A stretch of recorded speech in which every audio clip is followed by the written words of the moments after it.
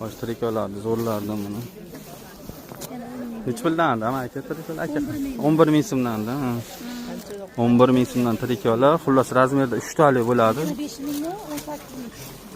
Razmer nechi edi apa bularni? Razmerlari baxtiyor. 357 edi menimcha, bo'ldi qo'yavering. 357 razmer. Sifati zo'r narsalar bular. 11 ming so'mdan bunaqa narxda topa olmaysizlar mana.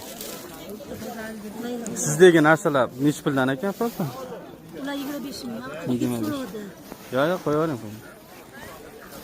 Mana ularchi apa? Ular 20 mingdan. 20 ming so'mdan. Ha, eshitaman. Assalomu alaykum. Siz aka, sog'liqmi? Olyapsiz.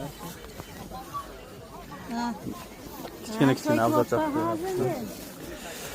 Xo'sh, xullas zo'r narsa, necha yildan beri triko qilishadi, sifati zo'r narsa mana shu.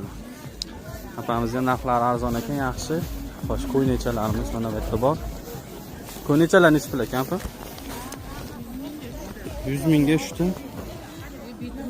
Yo, siz oling. Mana shuni o'zi tushyapti. 100 ming so'mga tushdi. Bularchi?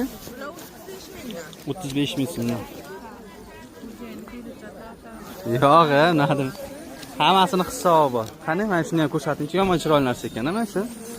Necha pul bular? 27,5 ming so'm. Savdo qilaman deganlar uchun rosa zo'r qaranglar.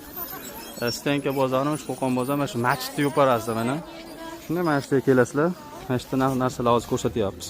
Joylarni aniq qilib o'tib ketaveramiz. Kim kerak bo'lsa kelaverasiz. Sababi nomer qo'ymaymiz. Chunki hammaning oilasi bor. Ortiqcha nomer. Ha, mana oshxonani ko'rsatib o'tib ketaylik. Mana shu oshxonani yonida turishar ekan. Kelaverasizlar bemalol.